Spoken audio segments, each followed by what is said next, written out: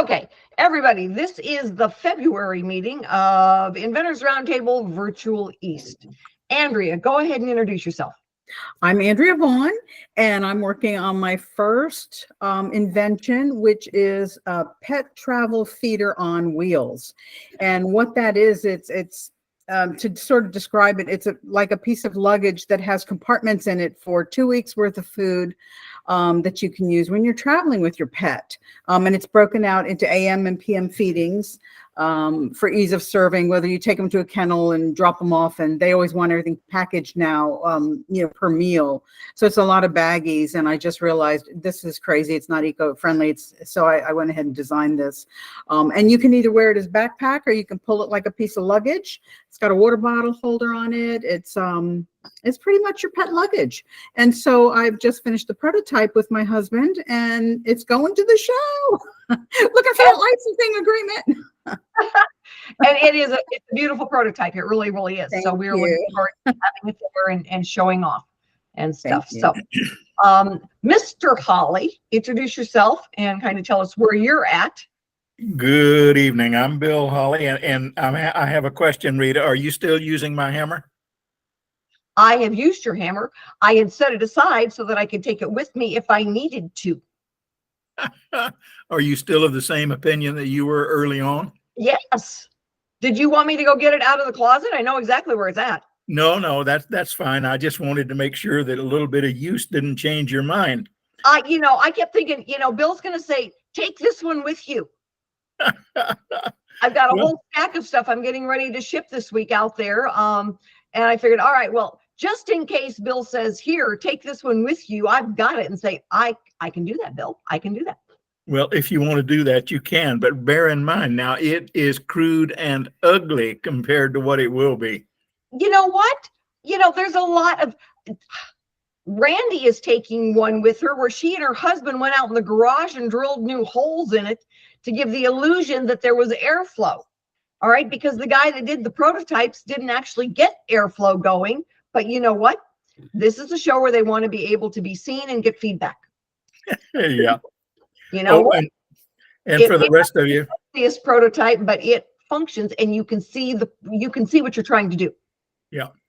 And for the rest of you who may not be familiar, what Rita and I are talking about is a hammer, but it's a hammer whose handle causes you to rotate the forearm about 90 degrees toward the inside of the body, which frees up the wrist for greater flex and also better aligns the forearm with the hammer. And that leads to more accuracy and more power. And I have a fellow working on it for me, and he's got the engineering done, and he has provided the engineering data to the manufacturer, and we're waiting for the first one back from them to be sure that it's what we want it to be. If it is, then we can go to the small production run, and I intend to market it through eBay and Facebook Marketplace in order to test the market. And if that works, then I have a guy who has been working on a website, and that's on hold. But if the marketing works and I'm on to something that's worthwhile and not some fool's errand, then I'll have him bring the website online. Is that a pretty good summary? Pretty good. Yep, pretty good. All right, Nick, did we ever get you? Okay. I can see your lips moving, but I cannot hear you at all. All right. So if you're okay with me kind of giving a background, give me a thumbs up. Okay. I have known Nick Carbone for 15 years, 12 years, somewhere in that neighborhood. And in the early days, he had a product for carrying a baby carrier, and if you've never done that, Bill and Tony, I'm sure that Andrea has, they can be really heavy. When the chair itself is fairly heavy, and you put a 10-pound, 15-pound baby into it, and holy cow, it can cut off your blood circulation and, cause back problems and neck problems and everything. Well, Nick invented a product that fits onto the handle that now spreads the weight of that infant carrier and infant across your entire forearm. And so it makes it much easier, much more comfortable to carry, much safer for the child, and a lot less stress inducing for the mom. You know, dads can kind of get away with it, but even the dads were starting to complain as the child would get older. So this product allows that then to be spread out and not nearly as harmful to the adult carrying the child. Did I do okay, Nick? Okay. Nick is looking for licensing. Some of the problems that we've been to the ABC Kids Expo with the product, some of the issues that he ran into earlier was that, one, they were specifically designed for, you know, certain car seats, and he found out he really needed one then that was going to be universal. So we went after that, got it to be universal. Some of the issues then are that if you put a gadget like that onto a car seat, you know, some of the car seat manufacturers say now it makes the insurance on that car seat null and void. We've run into that in other industries with other types of products. You know, if you've got a ladder and you put something on that ladder, now the ladder's insurance, the product liability insurance, is made null and void. And so, you know, sometimes getting around some of those issues are challenging at best. So licensing it then to a company that makes the car seat or makes other gadgets for the car seat becomes a, you know, a goal, because then they will deal with the issue. But being a, you know, a business owner and manufacturing, that can be a tough challenge and something that, you know, is really hard to get around. Did I sum it up pretty good, Nick? Nope, your lips are still moving, but I have no sound. One of these days, Nick, we'll get that figured out. Are you on an Apple by any chance? There you go. That's your problem. Throw it out. We're doing everything through Samsung and Google and Dell operating systems. So I do know that there are times when, for one reason or another, Apple is the challenge on that. So, and I do not know how to fix it because I'm not the Apple user in this household. My husband is. All you guys using your apples. Did you know that an apple was something you were supposed to eat?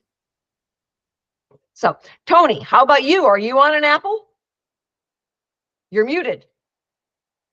Let's undo the mute and see if we can talk to you.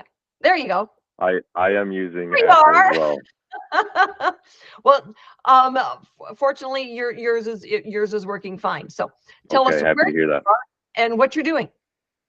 So my name is Tony Grahams. I've been working in product development for a few years now. I've always been a creative catalyst, trying to invent different things from a young age. And as a used car salesman, the bulk of my career, I've been trying to branch out into venturing or licensing some of my ideas that I've been coming up with the past few years, and even in my young adult life as well. My family owned a car dealership for over 30 years, and just a few years ago, we decided to close the doors, and each of us is going in a different direction and working on some things that we've been passionate about. My father being one, he wanted a little less stress load, and so he's doing some different things now himself. We still restore old classic cars from 50s, 60s, and 70s, more of a hobby type thing now, however. And I'm trying to make product development something more full-time, and I hope to be 100% full-time in the near future or the distant future. So I grew up playing a lot of sports and been athletic through the years. I played 3 college sports, so this is an industry that I'm very interested in, training specifically, and working with coaches and trainers to aid in new players, and we're working to add benefits on the field to help players acclimate themselves better to teams, to different training and playing strategies, and to get some of our more entry-level players as well, increasing their abilities on the field or court. So the main product that I've been working on for a few years now, it is something that replaces the sports training dummy that is typically has been used as a simulated opponent or simulated defender for an offensive player. The product that I'm working on can be used in hockey, soccer, basketball, football, volleyball, boxing as well, lacrosse, or sports of the like. This creates an opportunity for the user or the offensive player to work with a simulated defender that actually plays defense against you. So this gives the user an opportunity to play 1v1 with a simulated opponent if they didn't have anybody, a live person or friend to play with them. This can also add a simulated opponent that can play defense against you to aid in coaching drills, other forms of coaching, and different drills in each of the sports that I've mentioned. I've had some relative success, but during this time, I've been working on prototyping, educating myself in the field, learning about provisional patents. In addition to building my network, I've created a CRM of companies that I've been reaching out to network with as potential licensees, and working on heading in a positive direction with that. Daily and weekly, trying to get closer to pitching my idea, and ultimately wanting to get this product on the shelves, just like everybody else. Just like everybody else. Yep, for sure. I know we've got a really interesting one that we are taking to ASD Market Week with us that is a sporting goods product. Very cool. It's just a little gadget that inflates a ball to the correct pressure. I like that. Very cool. Siren goes off. So there would not have been an inflate gate if they'd had this product a couple of years ago. Right. And so we're taking that with us to ASD Market Week, and getting it works on all kinds of balls that you inflate. Mm-hmm. And Yeah. it had a license to Spalding, and then COVID hit. Oh And dear. it hit, the person who was in charge of it retired, and then the next person down the ladder went to work for another company. So they let it go, and then Spalding was acquired by a big international company, and so they let all of those products go because they weren't putting any money into product development. So it was so they handed it to me then and said, "Will you, as the licensing agent, would you take this product on?" And it's a cool little gadget. It does exactly what it says it's supposed to do. You can use it on basketballs, footballs, soccer balls, anything that you would inflate. And then you just took the pressure to the air pump, and when it hits the right pressure for that specific ball, it sends off a siren, and you then disengage. So very cool. When you get something like that is a game changer, yeah, it can be, you get it out there and you find out who's going to be interested. Frequently, the licensee that you end up going with is the one that wants to compete with the other similar products in the industry. Sure. The guys that you think are the most obvious want nothing to do with it. Be really careful of signing their non-disclosure agreements. They protect them, not you. Yep. I've been educating myself about all of those things, and there's just a wealth of knowledge out there, but a lot of learning to be had for sure. There's some, have you been to my website, Inventor Lady? I have. I came across it probably just a couple months ago, and that ultimately led me here to this meeting. and getting familiar with that, and yeah, look forward to learning more. However, Well, if you send me your email address, you can text it to me or you can send me an email. I'll yeah, send you back our non-disclosure, non-compete. okay, great, All right. And that way then you can tell me a little bit more about what you're working on and kind of where you are at. great, Licensees license good intellectual property. All right. So when you're getting that teed up, that intellectual ready to file, all right, then you want to make sure you use a registered patent attorney. When someone is serious about licensing your product, the first interview is about 15 seconds. They want to know, what problem did you solve? How did you solve it? Did you use a registered patent attorney? And can we make it at a price the consumer will pay for it? mm-hmm. The next conversation is about 15 minutes, and then they will ask you questions. Sometimes they ask invasive questions, and then the proper answer is, I'm really sorry, that's proprietary information. They don't get to see that until they have signed a letter of intent. Sure. All right. But you live and learn, some of that stuff. The first money you spend is on a good professional search. Mm-hmm. All right. You do your own as much as you can. Yep. Do your own prototype like you have been doing, and then you have a professional search done, and you learn a lot from that. Because then when you talk to the attorney, you can say, oh, I found these things. They're, close enough to give me some indigestion, but mine is better because. And then you learn what's out there that you can use because the patent is expired, and you learn what you need to stay away from because getting a cease and desist is not any fun. Yeah, I've been learning about product searches for a few years now. I did pay an attorney to do a professional product search on this. Through him, I got a PPA as well, and been going through that process. It's definitely been a journey, a lot to learn. Yeah. Double check. It's a conflict of interest for the attorney to do the search because they want to write the patent. Sure. And they rarely do an international search. And if they didn't do an international search, man, you can be hurting for certain.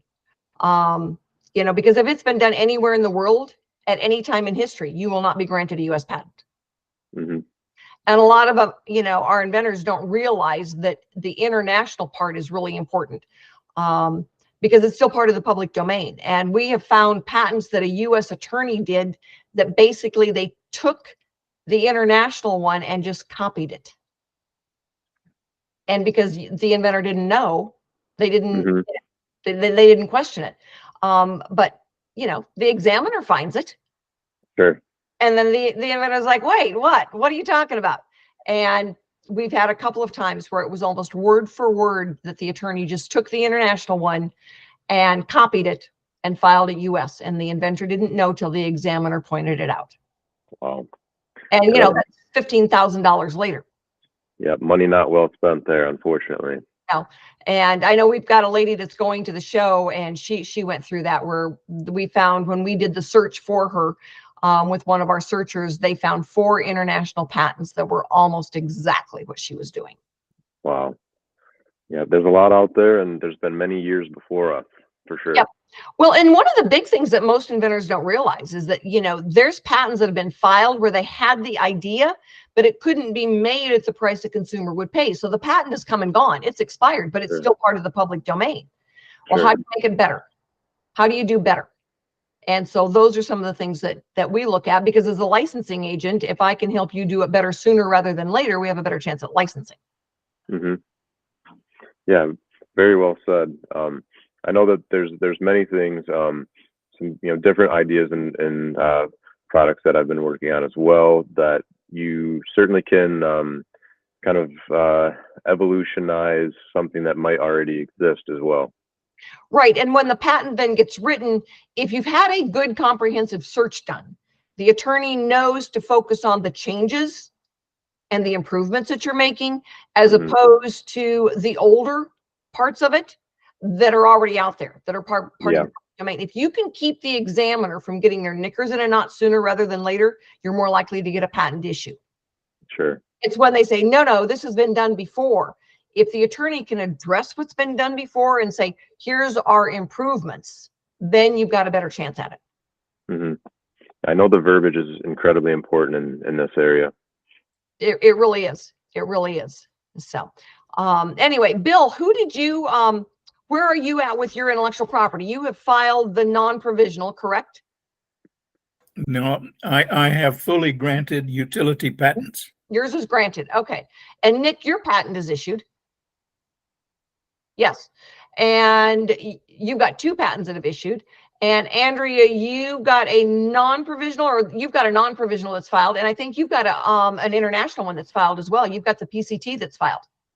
Yeah, I've got it all, and I'm just waiting, I guess, when it's all done and good. I mean, I'm patent pending. That's all I know, right? Right. Your patent pending. The PCT will have the office action first.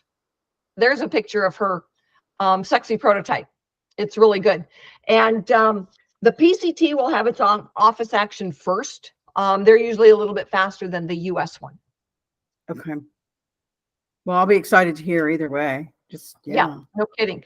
So Tony, one of the things that you do want to always keep in mind, all right, is that your filing date of your provisional is your filing date for your international options.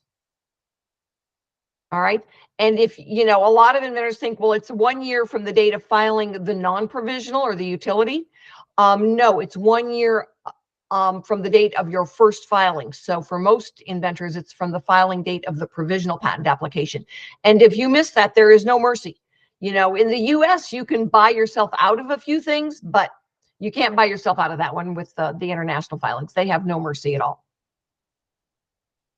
So, well, it looks like we lost him.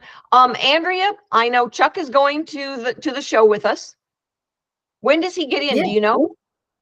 He's getting in the evening of the 8th. The At evening 3:40. The 8th, of the 8th. which is a Friday. Mm-hmm. Friday. He's getting in Friday night, so he'll be there then on Saturday. Mm-hmm. Excellent, excellent. All Yeah. right. So, Bill is not going to be able to go with us because he's not going to get his sexy prototypes in time. So we understand that. Bill, there's no mercy. You're going to have to just manage to make it to the next one. Well, and I expect to be able to do that and be much further down the road. I'm curious, by the way, anybody have any way to communicate with folks in Shark Tank? You're not ready to go there yet.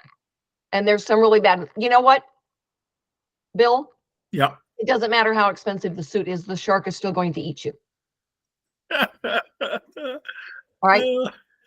You know, do your short runs like you plan and then license it. All right. Don't go to Shark Tank. Not even for a license. No, God, no. For a license, they don't license anything. Yeah, they do. No, they don't. Shark Tank, they invest. All right. They give you money. And then when you go belly up, you still owe them the money back. Well, Startups, you know what a startup means? I do. Startup means you took money from people you didn't know. And when you go belly up, they still expect you to give them the money back. And if they're a shark, they're going to eat you. I guess it's a good thing I'm operating within a corporation. So, and the corporation is owned by a trust. Well, you can fancy it up all you want. The shark is still going to eat somebody. We had a gentleman that we had known for many, many years, and he had several thriving businesses that he had sold, and then he got involved with Shark Tank. First time he ever had to declare bankruptcy.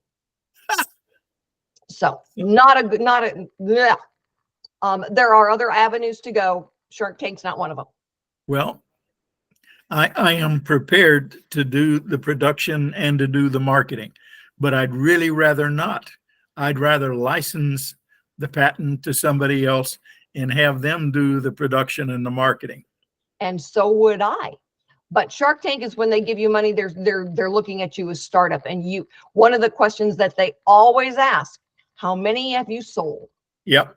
And for, a beginning inventor, that's a killer. When you go on Shark Tank, if you go with the idea that you're going for marketing and you take that 15 minutes of fame and run as fast as you can, Yes, you got some TV time, and then you go about licensing. So I'm not Mm. saying never use it, but know why you're using it and know how to manipulate them instead of them manipulating you. Well, let me go back a moment, because the thought is it's going to be a month before I have the short production. But once I have the short production, I'm going to immediately begin to market through eBay and Facebook Marketplace. And if that works, then I'm going to have some of the numbers that I can use to talk to, because if my preliminary numbers are right, I'm going to have tremendous margins. And that means that at that point, even instead of continuing to be a manufacturer and a marketer, I'd still rather be a licensor. Sure. And is there, in your opinion, a good alternative to Shark Tank? Yes, it's called Invent America, and it's a radio show. I know it well. And only because who is the primary person on that? oh gee, let me think. Oh God, I think she's Inventor Lady. Anyway, the and only because when we're going out and looking for licensing, we're looking for someone that is going to step in and make it, sell it, and send you a check. They're not going to give you money so that you go after it. All right. They're going to make it, sell it, and send you a check. And, you know, they've already got shelf space in all the Home Depots, Lowe's, Ace Hardwares, and True Values. They already do the e-commerce thing on all the main sites. And so you're right with the idea that, you know, you don't want to be starting a business at your age. You want to be, and you don't want to be beholden to anybody at your age. You want to go after licensing. Now you mentioned my age. How old do you think I am? I know you're about 80. Don't I wish? Because you told me. I will turn 90 April 3rd. There you go. See, I was being kind. But yes, I do understand that you don't want to be doing this yourself. Although, you know, we had a kid, a high school kid that got onto Shark Tank years ago when I was still living in Denver, and his mother was so excited. He did not have a really good idea, but he could cry on demand. So back in the day when Shark Tank was just getting started, he was TV ratings. And that's what you've got to keep in mind with Shark Tank. It is TV ratings. So, you know, Bill, if you go on with the idea, I'm going to be 90 years old and I've got this idea, you might get some leverage out of, you know, marketing yourself and your idea that we use then for licensing later on. But we're always looking when we're going after a licensing deal, the visibility of the product. How did the product do? That's what the licensee wants to know. How many did you make? How many did you sell? You know, can we make this at a price point the consumer will pay for it? What is the message that we're using? So, you know, those are the things that we look for when we go after a licensing. Let me run an idea by you. Okay. When I get the first order, I'm thinking about setting the first 100 aside, number them, date them, and sign them, and then keep them. And if the product sells a year or two down the road, offer those as memorabilia, as things that represent a change in an industry, and offer them at a high price. Do them as a drawing or something like that. As a high price, there's not much history to it yet. Doesn't mean that there couldn't be in, you know, 25 years, but not yet. All right. You've got to keep in mind that, you know, people are hanging on to their dollars these days. But it's not at the point that you can't use it. I'm not sure that that's the way to use it as a game changer. Yep. Now, bear in mind, I'm only talking about the first 100. Yes, I understand. I understand. Nick, did we ever get you on? I don't know. Can you hear me now? I can hear you. Yes.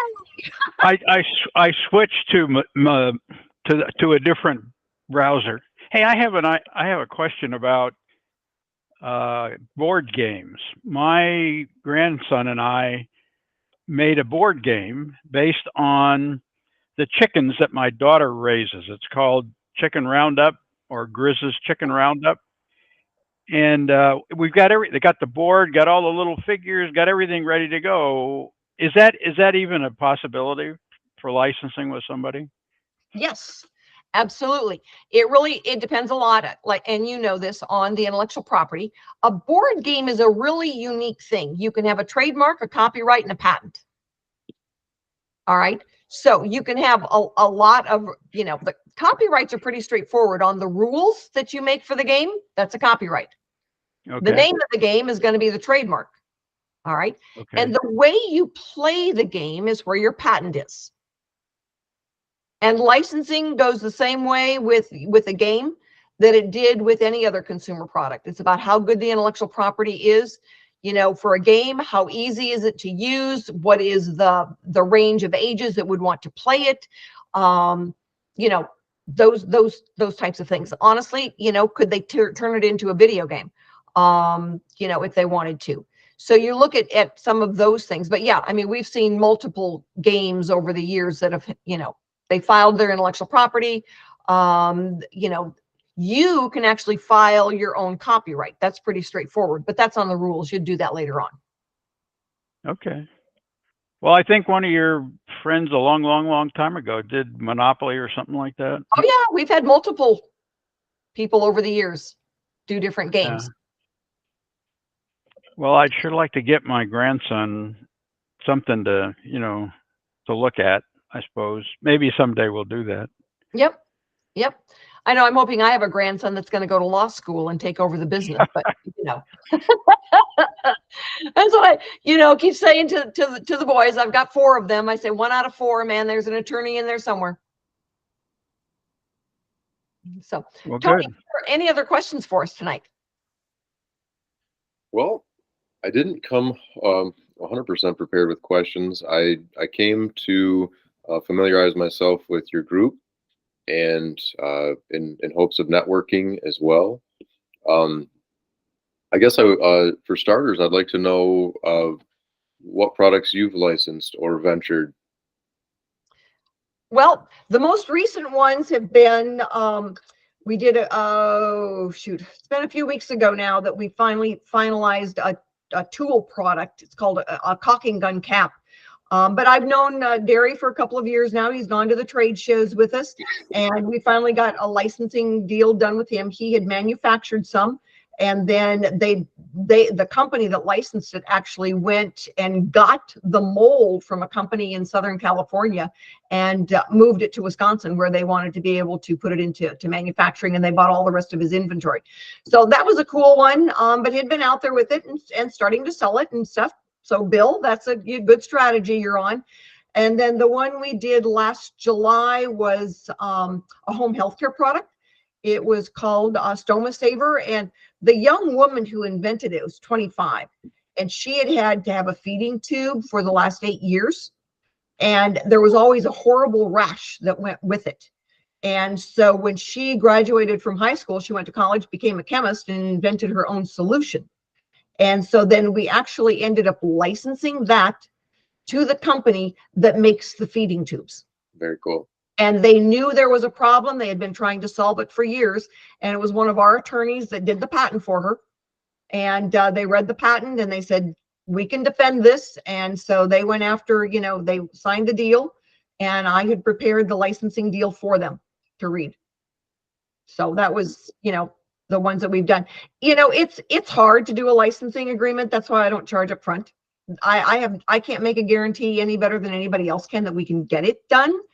And my husband and I were talking, about, different business strategies, and he had a gentleman who had asked him, and he goes, I can't create that agreement in good conscience at an hourly rate because I have no idea how long it would take. And I said, and that is why we do not charge up front for our licensing agreements, because you just don't know how long it's going to take. And, but there's a lot of people out there that do charge up front. You've done a lot more licensing than that. I mean, well, I have, but those were the most recent ones. Oh. Some of the longer ones we've done, Disposal Genie, which is a garbage disposal product, and Danko, that had all the shelf space in Home Depot, licensed that from her years ago, and they still sell it in all the Home Depots and Lowe's in North America. And you remember her, don't you, Nick? I think so. Yeah. Yeah. I think And, so. you know, we had done her same thing. We'd done her patent for her.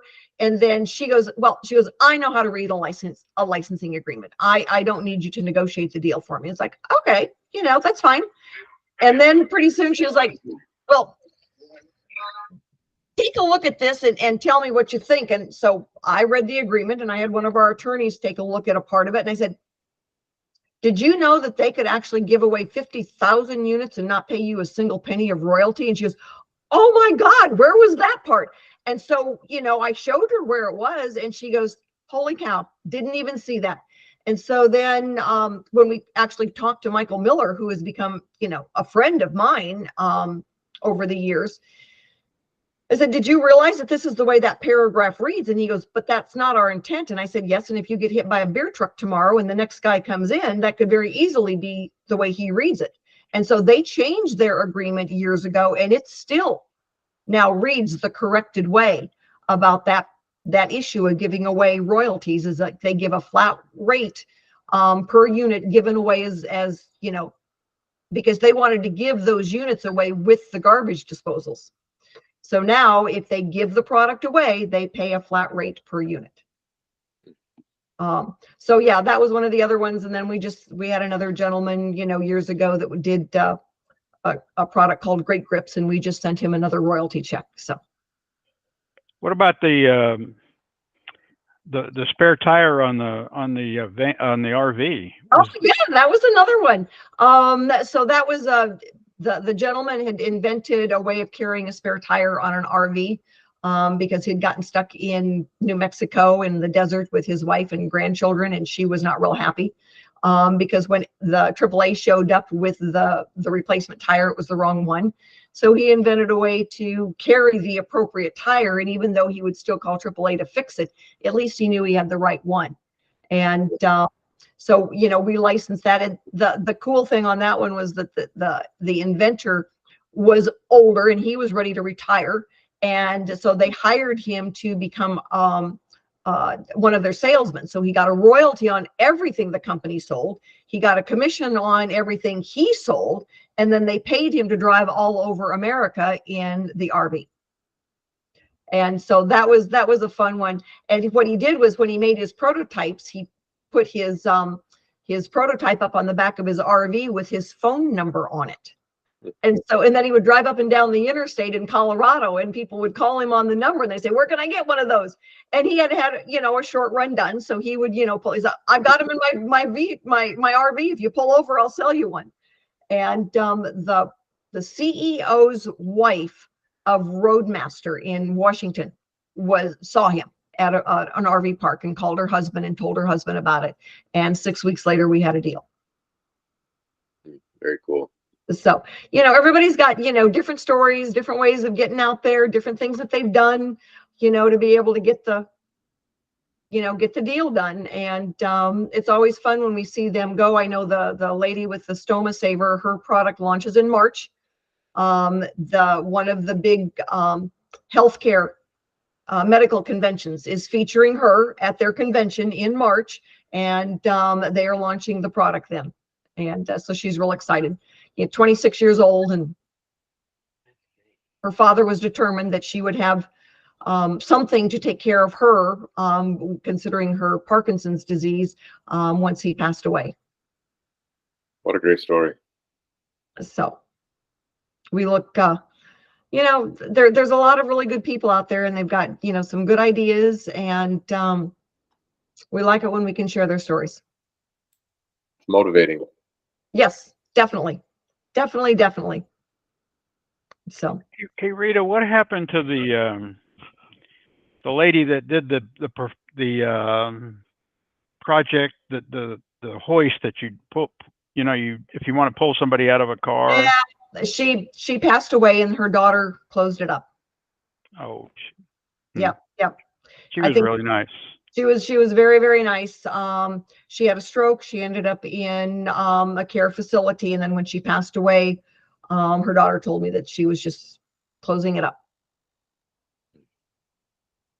So I know one time I had not heard, I know to be very careful when I don't hear from someone what I ask, because years ago, I'd been sending a guy, to emails and emails. We were working on his intellectual property, and I go, "What happened? Did you get hit by a truck?"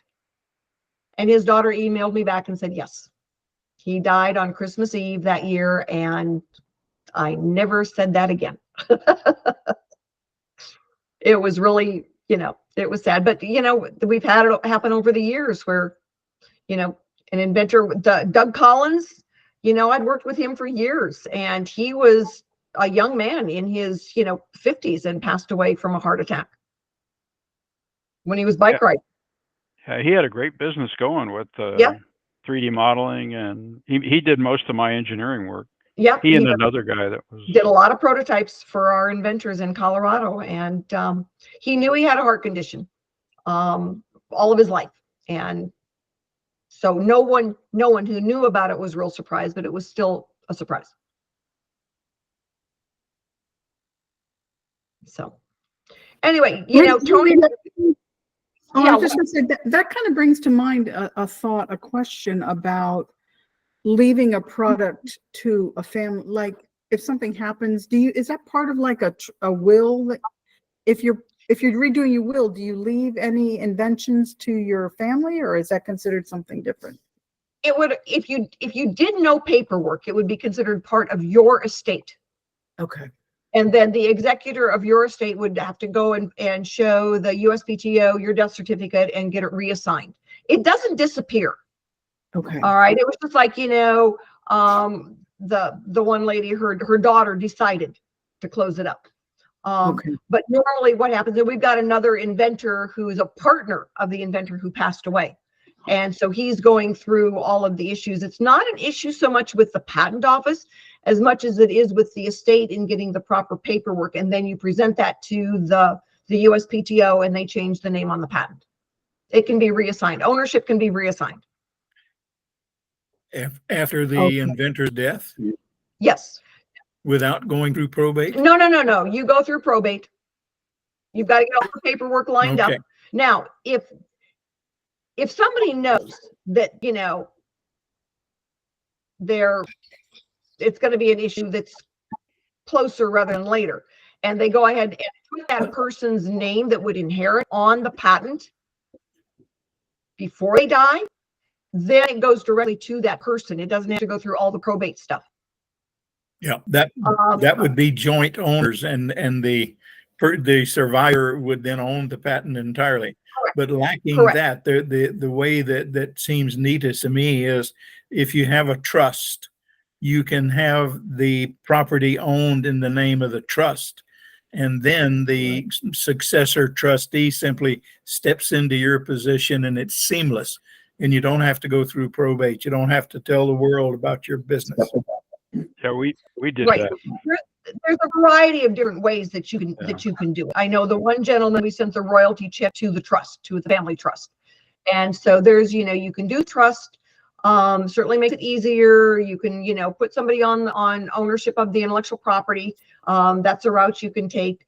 But when it's all said and done, if there's nothing there, then it does go through the estate and through probate. Yep. So it doesn't disappear, but it's a longer haul for sure. And it can be expensive. Yes. Now, once you get to the point where it's the examiner's office, you've got, the attorney that takes care of the paperwork, it's not a big deal, but going through probate certainly can be. Okay, thank you. Okay.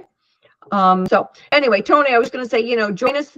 The Inventors Roundtable is always a place where you come ask questions, meet other inventors, ask them questions, talk about service providers, the good, the bad, all the things that get wrapped around in there. We don't do speakers.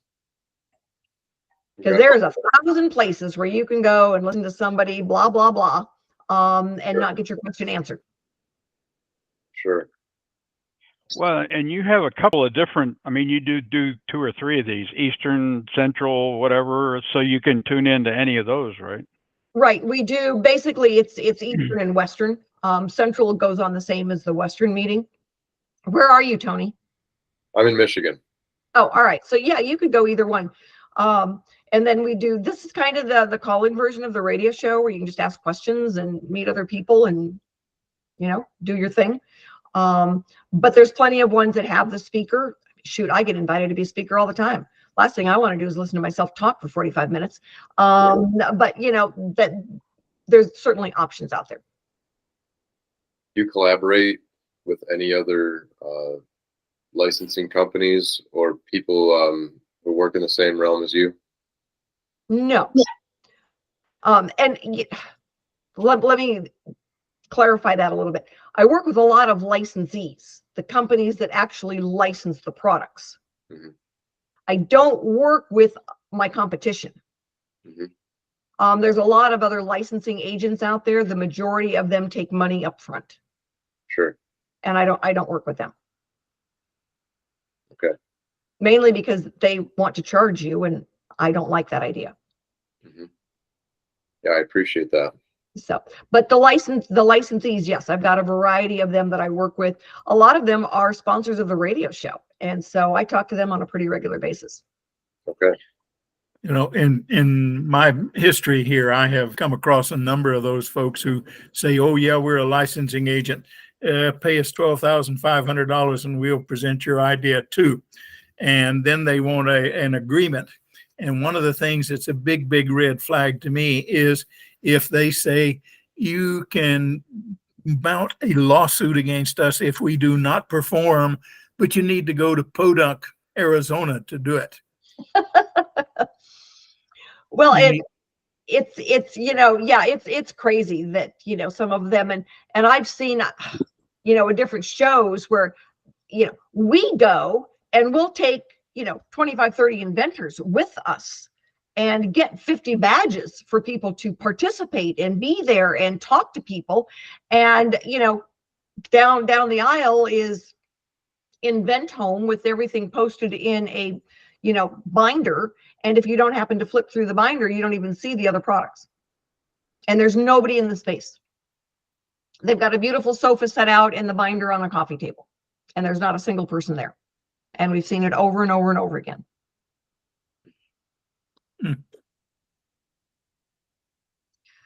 So we make you get out there and work. Talk to people. Show your product. It's a lot more fun. So, do you want to mention U.S. Inventor that's trying to stop the big companies from taking patents away from people? Well, the U.S. Inventor is a political group, and they do work more with, you know, the legislation and the USPTO to protect the inventors' rights and to lobby for inventors' rights. I've been to the Capitol building and lobbied with them. I know Josh and Randy Landreneau and Paul, I think, is the current president of the group. And, you know, talk to all of them on the phone regularly and stuff. So they work then just on the lobbying side and protecting inventors' rights. Josh Malone, the guy that invented Bunch of Balloons. If you ever filled up any water balloons, very, very cool product. And he had licensed his product to a toy company. And when it got ripped off by Telebrands and knocked off, the toy company went after them. Well, it took them $20 million to win the lawsuit, but they won $50 million. And Josh is the first one to tell you, if I hadn't licensed this, I would never have been able to afford the fight. But they had actually gone then to PTAB to, you know, brought it up there. And they first, you know, they lost their patent, and then they appealed it and they won things back, and they finally did win. But the PTAB, it really is the tool then of the big companies that will go in and get an inventor's rights negated. And so one of the things that we've learned to really focus on then is licensing, because if you license it to a company, then, you know, they're generally the ones that are going to fight that battle. The lady that had done the disposal genie years ago, she had licensed it to Danco, and then when Walmart knocked it off, Danco went after them and got the product pulled. But if they had not, if she had not licensed it to Danco, she would never have been able to afford to go after it. Bill. Let me go back to the U.S. Inventors Association for just a moment. I think those folks do a great job, and I applaud what they're trying to do to keep the big companies from just basically killing the individual inventor. But if someone affiliated with the U.S. Inventors Association approaches you in any different way other than the lobbying to get things changed, then you need to have the same skepticism of them that you would of somebody who approached you from wherever else, some random place. Make sense? Yes, that was a very eloquent way of saying there are scoundrels out there, and one of the things we try to do is help, all of our inventors avoid the scoundrels. And while they may be part of U.S. Inventor on the political side of protecting inventors' rights, they can certainly be on the scoundrel side of, charging inappropriately for things. And that was well said. I encountered one of those. Yes, they will approach us. We always, when we go to these different shows, we always have a code word for help. And my husband is the bouncer. So when the inventor then says that line or whatever, it's letting my husband know he needs to come and rescue them. So we've had to do that in the past where, the scoundrels have come over and they won't let you go. And so it's just kind of the nature of the beast. There's bad guys out there everywhere. Everywhere. We try not to mention them on the radio show, but we give the symptoms. It's like, there's certain things that they will say, and it's like, that should be a red flag. So that's what we look at. Well, and one of the things that was a biggie in the event that I was trying to talk about was that they wanted money before there was any agreement. And that ought to be a red flag as well. Yes. Yes. And there's another one of those out there that actually threatens to steal your intellectual property if you don't pay his outrageous bill. And, I've got a lady who was supposed to go to the show with us, and he promised her months ago that he would have a prototype, and he's charged her another $18,000, and she has not seen a prototype. And she's paid him almost 36 grand now and still not seen a prototype and still doesn't have one. And it's like, Debbie, I told you 3 months ago to be careful, and you didn't want to listen. And so she called me 2 days ago and, was complaining that she still didn't have a prototype. It's like, I don't know what to say. There were other options out there, but she wanted to trust.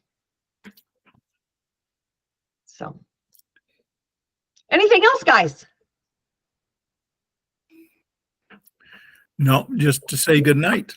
And I trust life's going to be good to all of you. I am hoping that by the time we get back from the show, my background actually looks like this. Yeah. It's getting close. It's getting closer. So, Really, but sure. we do enjoy it. So we're looking forward to seeing a few of those green leaves out there. And the daffodils are out and they've about run their course, and the irises are up. So. All right. Yeah, good night. I'm in Tennessee, Tony. You're in Michigan. Oh, yes, ma'am. Yeah, it's gonna get it'll get warm down here and everything will be blooming, and he'll still be shoveling snow. I'll be driving to Tennessee in about a month. My niece lives down there and is getting married. Where at? In Shiloh. East, west. Southeast. Oh, you're close. It's just over the border from Tupelo, Mississippi. Okay. All right. We are in the far southeast. Okay. We're about 10 miles from the North Carolina border. Oh, okay. So I would say this is more of South Central then. Okay. All right. All right. So yeah, if you get up into the Smoky Mountains and by Dollywood, that area, we're, just down the road a piece. Okay. All right, guys, shoot me over an email, Tony. I'll send you back a non-disclosure, non-compete.